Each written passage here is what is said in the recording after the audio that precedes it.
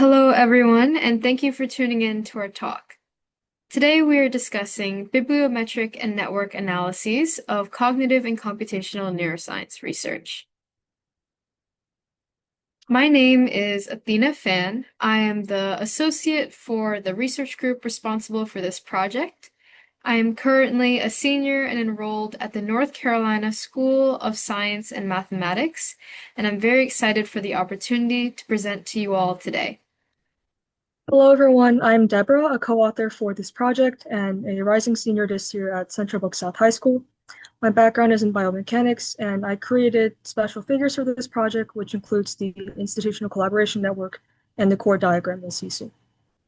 So my name is Laiba Khan. I'm a co-author and I'm a rising senior at Granada Islamic School. Hello, everyone. I'm Sarah Bem. I'm a co-author in this project, and I'm currently a high school senior.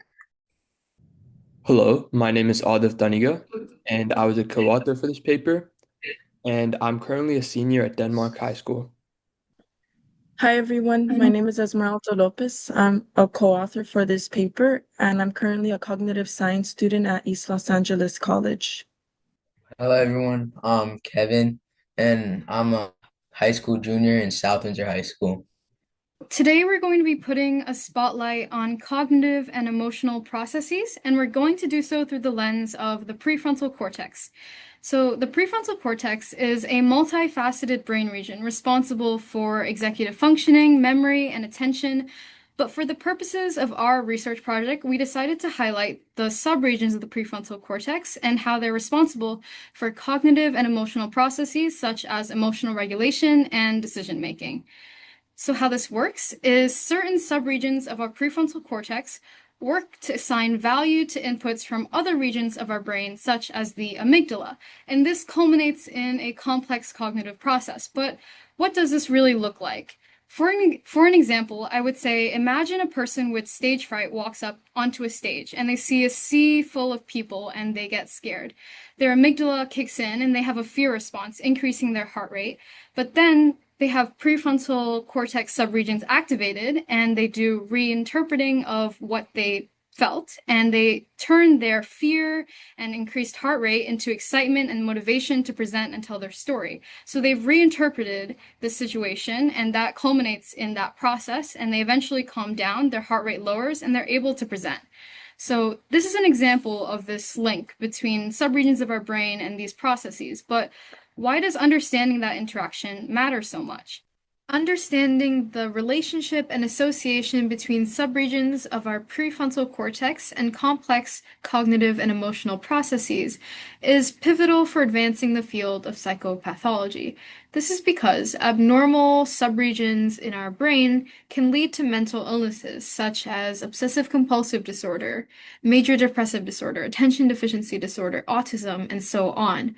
There are therapies for these mental illnesses, including electroconvulsive therapy, transcranial magnetic stimulation therapy, deep brain stimulation therapy, and even neurosurgery.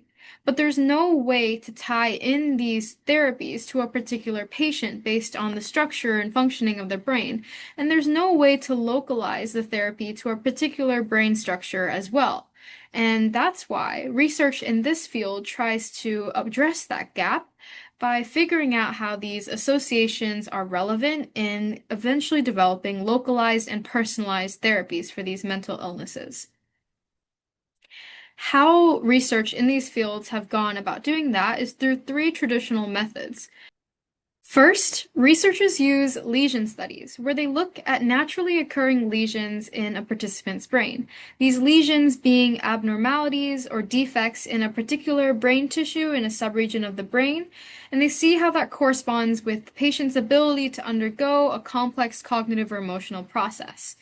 Researchers also use human functional imaging, where they see how activity in a particular subregion of a prefrontal cortex is associated or correlational to the ability or functionality of a participant in a particular cognitive process. Lastly, researchers look at animal models, where they look at the animal's brain and find cytoarchitecturally similar regions or features to the human brain and see how lesion studies on animals may reflect how humans may respond in that situation. What these traditional approaches have shown us is there's a heavy link between subregions of our brain and these processes.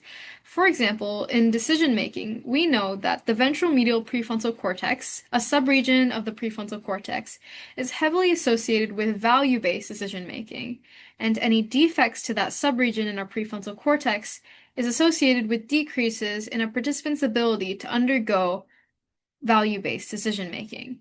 Now I'm going to go on to one of our co-authors who will explain how these traditional approaches have also given us insight into emotional regulation. On the emotional regulation side, it was found that these prefrontal cortex regions are heavily associated with the appraisal and regulation of stress and negative emotions, with particular study revolving around fear and extinction therapy. Extinction therapy is a behavioral approach used in order to weaken irrational fear responses through repeated safe exposures. A great example is from Delgado et al., who used fMRI and psychological measures to study how the ventral medial prefrontal cortex, or the VMPFC, supports fear regulation. In their study, volunteers used calming mental imagery, like picturing nature scenes during fear conditioning. These results show this has not only reduced skin conductance responses, showing lower emotional arousal, but also increased activity in the dorsolateral prefrontal cortex, decreased amygdala activation, and constantly engaged the VMPFC as a bridge between cognitive control and emotional inhibition. So takeaways we can take from this experiment was that these findings that were gathered come together to highlight how the VMPFC integrates top-down strategies with limbic system activity to bring down levels of fear, supporting its central role in both extinction learning and potential therapeutic interventions. Traditional research has illuminated that there's a correlational relationship here. What's missing is the understanding of the mechanistic relationship, as in, how is our brain able to undergo these complex cognitive and emotional processes? What particular calculations or algorithms go into making this possible? And how can we understand that? A strategy here is computational modeling and thinking. This can allow us to predict and even infer which treatments correspond best with a particular patient, and eventually even create computational biomarkers of treatment efficacy, increasing precision treatment for psychopathology fields. So, what computational methodology has added to this field is the opportunity to understand these mechanistic insights into our brain. And what our research study tries to do is understand how this integration of computational methodology has shaped this research, what insight has it given us, and in what particular subjects, and how different institutions or authors are related to this research, and possibly what should be done in the future to further it. So how did we achieve this? To identify relevant literature, we conducted a systematic search using the Web of Science core collection. We applied specific keyword combinations targeting computational modeling, reinforcement learning, the prefrontal cortex, decision-making, and emotional regulation. Our selection rules focused on peer-reviewed journal articles published in English that directly examined both computational approaches and neuroscience of the prefrontal cortex. The final list of papers were exported in CSV format for further analysis and figure creation. So, to create detailed figures from the top 100 most cited documents, we used four main platforms like R, Biblioshiny, Excel, and Google Sheets.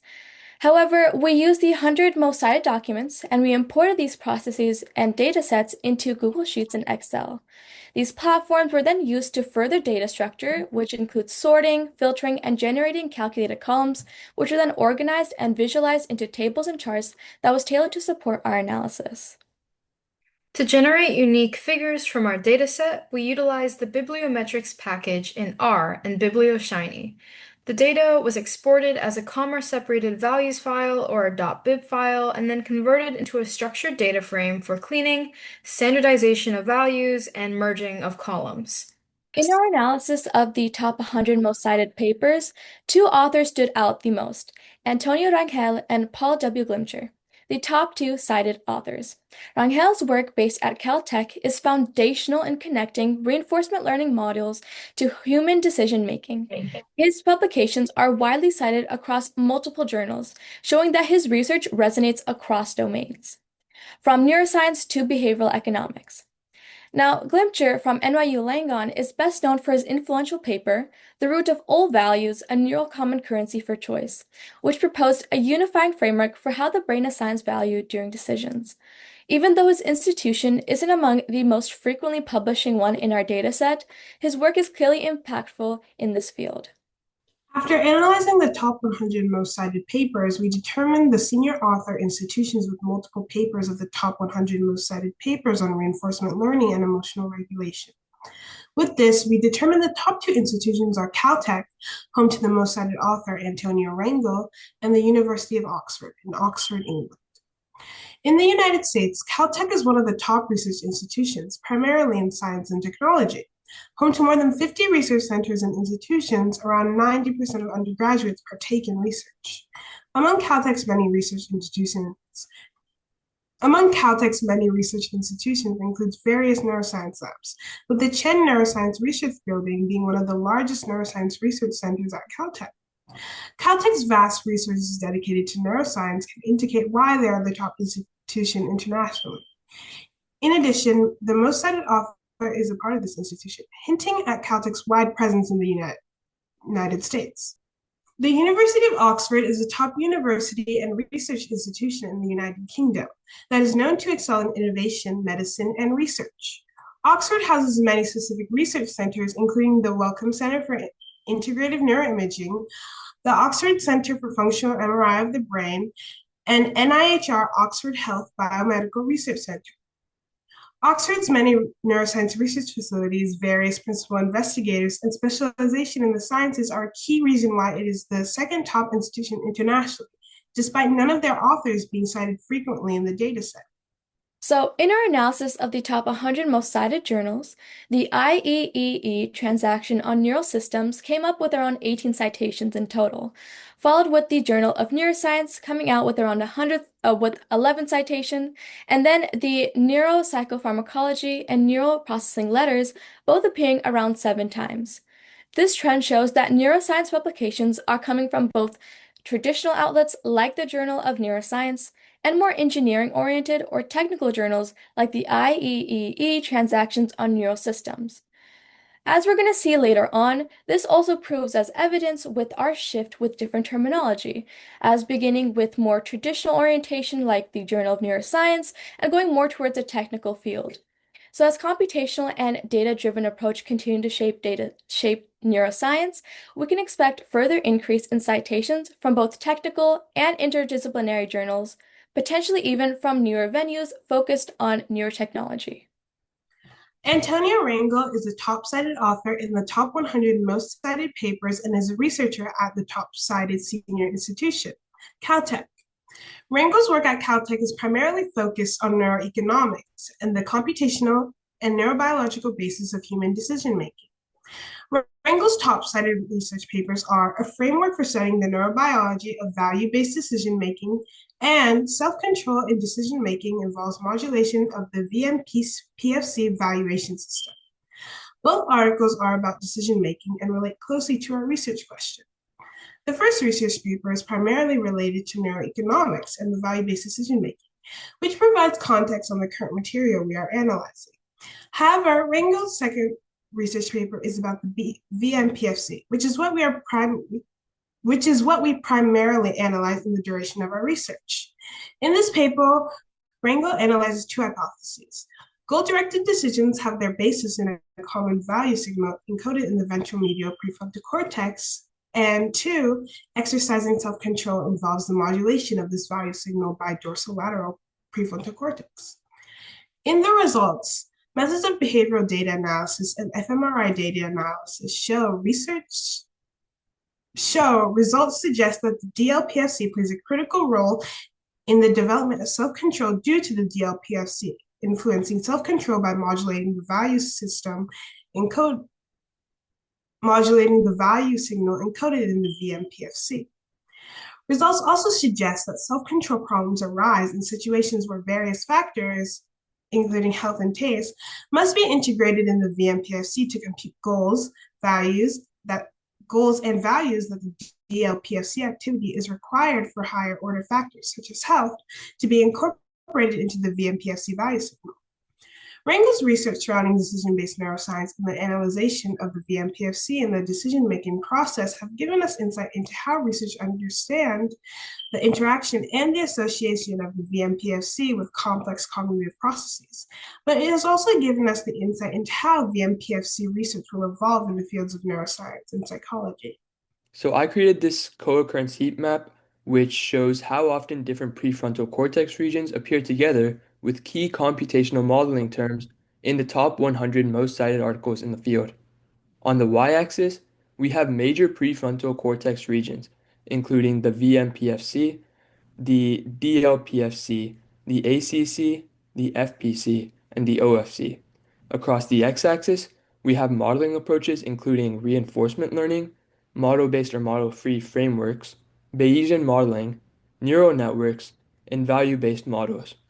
The darker the red, the more frequently the pairing occurs in the literature. The ACC shows the highest co-occurrence counts, especially with neural network models, which showed 19 papers, and reinforcement learning with 15 papers. This suggests that the ACC is highly researched in computational modeling of the prefrontal cortex, particularly in studies related to adaptive decision-making and error processing, which are highly relevant to psychopathology. The VMPFC is also highly researched, especially with reinforcement learning with 10 papers and neural networks also with 10 papers, showing its established role in valuation and emotion-related computations. In contrast, the DLPFC, FPC, and OFC show sparse co-occurrence patterns, indicating that either these regions are less studied with these modeling approaches or that there's an opportunity for expansion in these areas. When looking through publication and keyword trends over time, we saw a clear shift starting around 2015. Before 2015, studies on the prefrontal cortex and cognition were both being published, but they lacked computational framing. Around 2015, we see a clear spike, not just in the number of publication, but also in the type of terms appearing in abstract and keywords. Early terms include words like model, but starting around the mid-2010s to 2015, terms such as computational, reinforcement learning, and machine learning began to appear more frequently. This timeline suggests that computational methods became central to this field of study, and researchers weren't just referencing models, but using formal computational methods to explain the brain. What we can see from these two figures is that there is a parallel rise of computational and traditional studies from 2015 to 2020. This suggests that these models are not just supplements, but are actively advancing our ability to probe the mechanisms of prefrontal cortex functioning. Part of our analysis of the landscape of research on the prefrontal cortex, with the emphasis on computational modeling, broke down not only what is being studied, but also who is driving the research in this field. Our next figure presents an institutional collaboration network, which highlights the top 40 institutions with the strongest publication and co-authorship presence in the field. By mapping these collaborations, we uncovered which academic and medical centers dominate this domain and how strong their collaborations have been historically. We were able to cluster and identify several distinct collaboration hubs and linkages, and we found that the California Institute of Technology, also known as Caltech, and Oxford showed themselves as central nodes in the global collaboration network, as they frequently appeared on papers together with other institutions at the intersection of neuroscience and computational modeling. We can also observe that other eminent US institutions like Harvard, Princeton, and Rutgers University form the general core of the map, while a separate European cluster, featuring the University of Zurich and the Max Planck School of Cognition, focuses on fundamental cognitive mechanisms and computational approaches. Asian institutions, including the University of Tokyo and Tamagawa University, appear in a more peripheral cluster. This might indicate emerging but less integrated collaboration patterns in the field. So far, while collaboration among institutions is largely regional, the presence of linkage institutions such as Caltech and Oxford does highlight the rise of translational collaboration in this emergent field. A core diagram was constructed using co-occurrence data from the top 100 most cited articles in computational neuroscience literature, which reference the PFC. The top 20 most frequent keyword pairings were extracted from a curated list, and the selected terms span three categories: brain regions such as the ventromedial prefrontal cortex and the orbitofrontal cortex, computational modeling terms including reinforcement learning, Bayesian models, and neural networks, and a third category that spans cognitive functions such as emotional regulation, decision-making, and reward processing. The strongest co-occurrences, as can be seen, are between the terms reward, decision-making, and the ventromedial prefrontal cortex, and this indicates a concentrated research focus on valuation and choice mechanisms, even among papers that do cite the use of computational modeling. The diagram also reveals that while reward, decision-making, and VMPFC dominate the landscape, these branches form the thickest and most frequent co-occurrence ribbons. These strong associations suggest that the literature has concentrated heavily on circuits involved in valuation and choice, while in contrast, modeling terms such as reinforcement learning and Bayesian are overshadowed and show minimal overlap with emotion-related terms such as appraisal or affective regulation. What this disparity indicates is that computational frameworks have only been applied to a limited extent so far in effective neuroscience study. And while modeling is gaining traction as the field of computer science becomes more advanced in tandem, it remains largely confined to decision-based research. And what this points to is a need for a broader integration of technical frameworks into studies of emotional processing and psychiatric conditions. So, to wrap up, our bibliometric analysis shows that computational modeling, especially reinforcement learning and Bayesian frameworks, has really transformed how we study the prefrontal cortex. These methods don't just add on to traditional lesion or imaging studies, they actually show us and allow us to ask deeper mechanistic questions and make predictions about brain function. We also saw that this computational wave really took off after 2015 and was driven by highly influential researchers and institutions.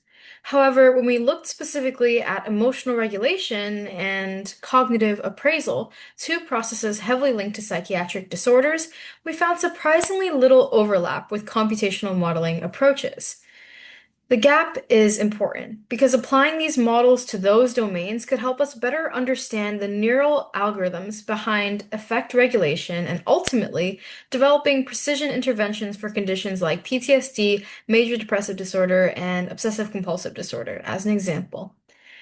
So the key takeaway is computational models have already revolutionized prefrontal cortex research in decision making and reward processing. But there's a huge opportunity to extend these methods into emotion-related processes, and that's where future research should put its focus into. Thank you so much for listening to our presentation today.